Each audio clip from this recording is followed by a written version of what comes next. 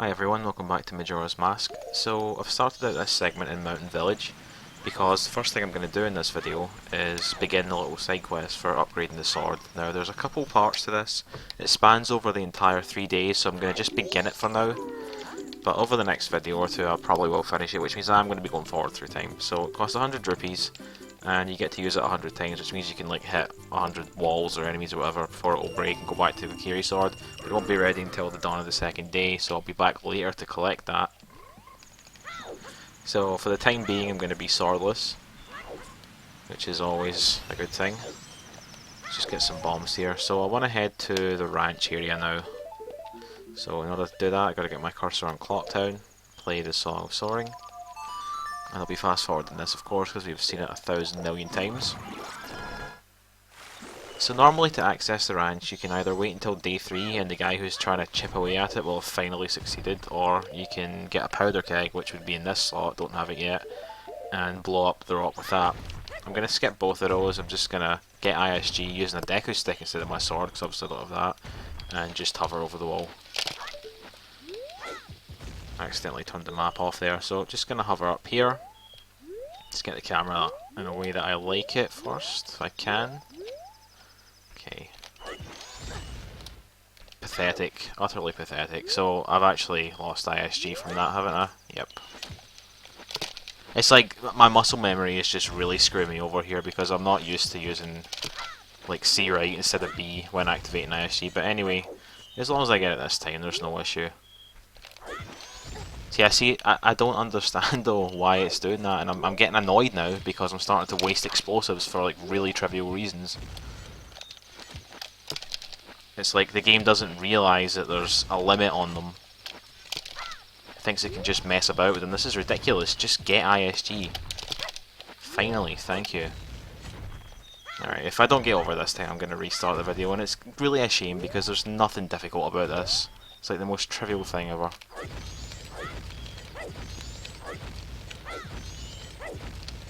Okay, so I've got ISG and I'm not going to fall off. If I did have my sword I could just turn around here and slash and the recoil from hitting this rock would force me in there, but I don't, so I'm going to lose ISG on purpose and just jump in. Okay, so this is the first time I've actually been inside Romani Ranch in this playthrough, as you can tell from the fact that this cutscene, which I'm going to fast forward, is playing. So this is where you would normally get Epona back. I'm not going to be doing that just yet, but I'm going to go over and like activate the cutscene where Link sees her. I guess I'll super slide there, why not? At least I got that first try. Well, that makes up for the error earlier on. So, I'm going to pass forward this. We don't need to see it.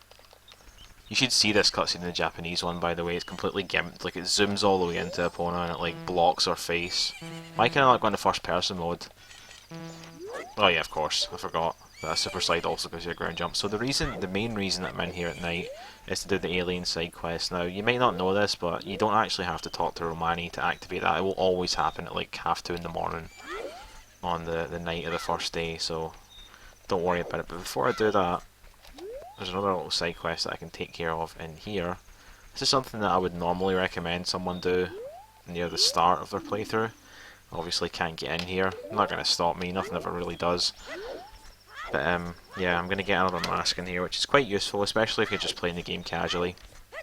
So what I want to do is get over this little section of trees here. So I'm going to do a Goron boost to do that. Shouldn't be too difficult.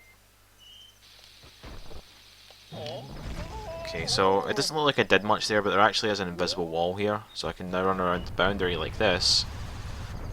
Get rid of the Goron mask, just jump onto the roof here. And I should be able to fairly easily hover inside there. You can see where the loading zone is, so let's just get ISG and just block that. Alright, so let's see. It's like right there, so if I just how am I gonna do this? I really should have thought. I mean, there's a way to like do a recoil flip and sort of get in that way, but okay, that's exactly what I wanted, because now I can just turn around like this. Like that. Just backflip in like this. Okay. So yeah, normally you should never be able to get in here at night, but I've managed to do it. This is a little side quest where you have to go around and collect all the little baby cuckoos and turn them into adults, so I'm a little pressed for time here, so I'm not going to fast forward this because I want to make sure that my path is kind of efficient. Actually, take that back, I am going to fast forward it because this takes bloody years. I don't remember how many of them there are, but as long as I can get back into the main ranch area before 2:30 in the morning, then we should be alright. Like I said, I don't really remember how many of these little chicks there are, but it's quite a few. There's always going to be like one or two that's like a nightmare to find. Already making myself extremely nervous just thinking about it. Yep, we're already at that stage. I don't know where the other one is. There it is. Yes, I got them all. Excellent. So once you've got them all following you, they turn into adults, and this guy gives you the bunny hood.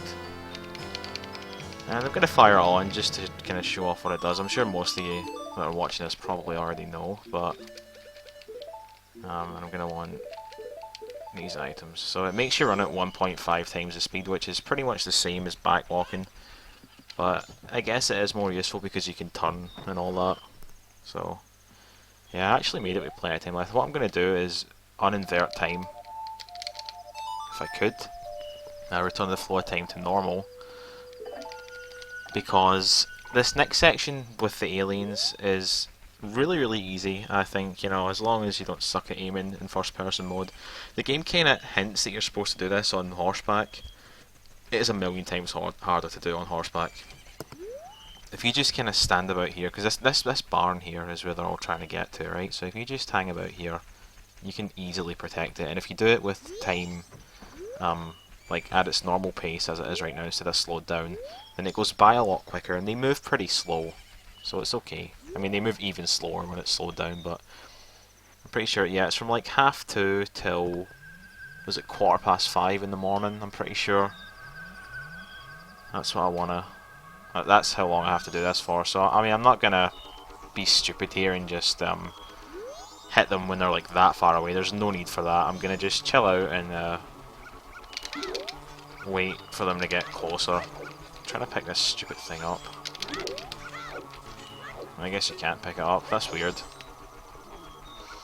But yeah, the first one I always hit is this one over here, so like I'll know to start going after them when this one gets kinda close. I'm gonna take the bunny hood off for a minute. I'm not used to really running around with that. Even when I play this game casually, I don't normally bother with it. I mean, I'll get it, but I don't usually wear it. Most of my movement is like Gorin Link rolling about or whatever. Kill these ones because they're getting a little close for comfort. Can I get a multiple shots here? It's not worth the risk. Maybe I can in the next round. If you time that pretty well and stand in the right spot, you can hit like 4 or 5 of them at once. And they always give you extra arrows, so there's like nothing to worry about. Like, we're already about halfway done with this. You know, you only have to really hit them twice if you do it properly. And you can pretty easily get through this. I'm always amazed when I hear that people had trouble with this. I really don't think it's difficult at all. Oh my god, am I actually going to fail it just because I said that? That would be pretty typical for me. No, I'm sure it's not going to happen. Wait, can we get a double shot here? Okay, look at this, watch this, right?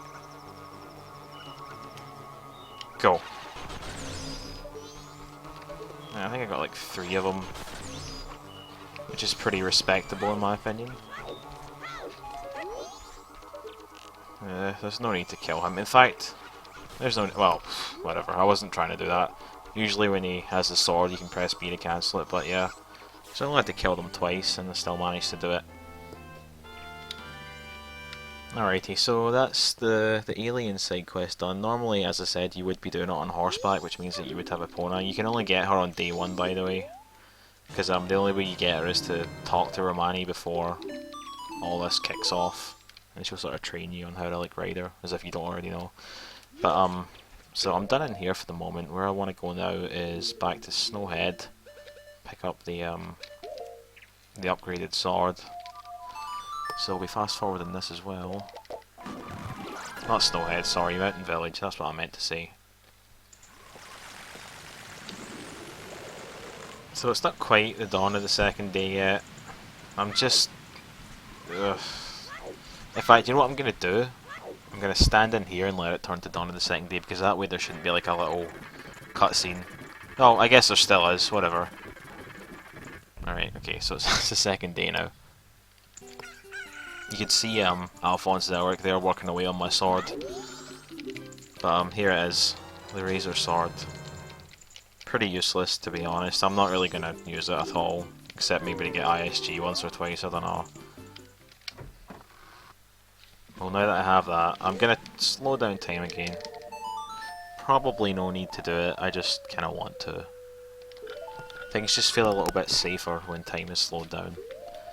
Because the next thing I need to do, I'm going to do it as a Goron actually, yeah. I'm going to go and get the powder kegs. I mean, I don't need to do this for what I'm going to do after it, but, you know, for the definition of 100%, as I've said before, we do need to have every item slot filled. And that includes the powder keg, as useless as they are. Just being careful not to fall in the water here. So, oops. So this big boulder on that mountain, you can just see it a little bit there.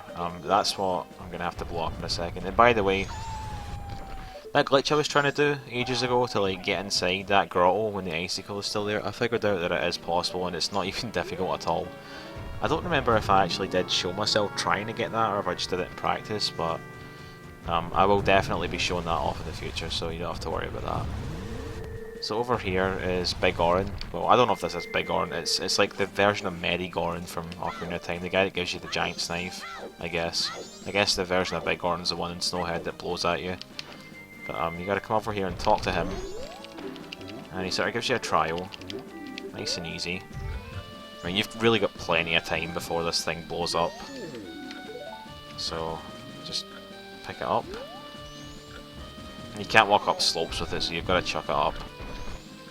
And what really sucks is that you can't roll with it, so, you know, you've got to walk about with it.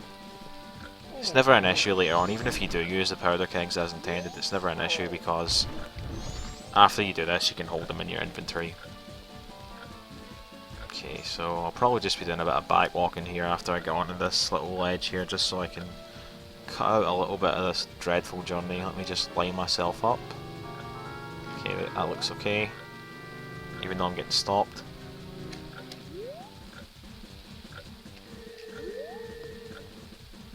I can sort of see from the mini-map where I'm supposed to go anyway, so it's cool.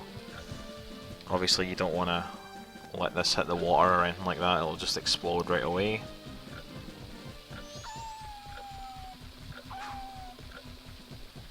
So you might be wondering why I didn't just do this quest first before going to the ranch. Like I could have just done this and then used one of these powder kegs to open up the ranch. There's literally no reason for it, I just wanted to do it in that order that I did it, because it's cooler. I want to show off that you can access the ranch without the powder keg, and you can access this place without it as well. No, don't talk. Oh, Jesus. That was really scary, I've never seen that happen before. But I meant to place it down. I'm pretty sure, can you punch it? No, you can't, right, whatever. We'll just, I think you can hit it with a sword. I'm going to stand right next to it and blow it up. Only did a half a heart of damage, so yeah, like I was saying, you can hover inside this place as well, and this little baby Goron who's walking like a crab right now would appear inside anyway. So let's just put on the Goron mask and go and do this race. This is something that's only available after you beat Snowhead, because I guess it has to be warm to do it, but it's just a race with all the other Gorons, and it's much quite an advantage to have the double magic meter here. Just makes it a lot easier. This race is actually, well, I wouldn't call it difficult, but it's kind of cheap in a lot of ways, because the Gorons can damage you, but you can't really damage them at all. They move as fast as you do, even though they don't have spikes or anything, so I don't know what the deal with that is. And obviously, like everything in every game ever, they're rubber banded to hell and back, so you know, you can perform excellently, as of course I will, and they can still keep up with you. But yeah, the biggest issue is when they hit you. Obviously, theoretically they could sort of boost you, and I might see some of that in this race. Like if they come up right behind me and hit me, it'll give me a slight boost forward, but it's heavily outweighed by the fact that if they hit you from like the side, then you come out of spike mode. And then if they hit you when you're like that, if they hit you when you're charging up, you actually take damage, like you get knocked back, and it just takes forever to recover. When you're in spike mode, you're generally okay. Not really any risk. See, that was like a nice little boost there. And we're almost done with the race anyway. The little mini-map helps a little bit, just because you can sort of see when the corners and stuff are coming up. Just need to get in front of this guy, and then it should be alright. Is he won! He actually beat me, didn't he? I'm pretty certain he did beat me. That is incredible. Right, okay, well I'm not showing it again, I'll just cut to the end when I actually do win it, because you saw how bullshit that was. Alright, so even though my performance, I would say overall, has been worse in this race, I think I might actually win it this time. Because I've managed to just somehow be ahead of those other ones at the end of it. Yep, it's bullcrap. I hate this race, I've always hated it. I mean, it's not difficult to get through the track, it's just difficult to win because the game just screws you over sometimes. But this is a gold dust, this is what you need to get the third version of the sword, but there's something else that I'm going to be doing with the gold dust before I actually do that. But yeah, we'll cover that in the next video. So thank you for watching guys, and I'll see you then.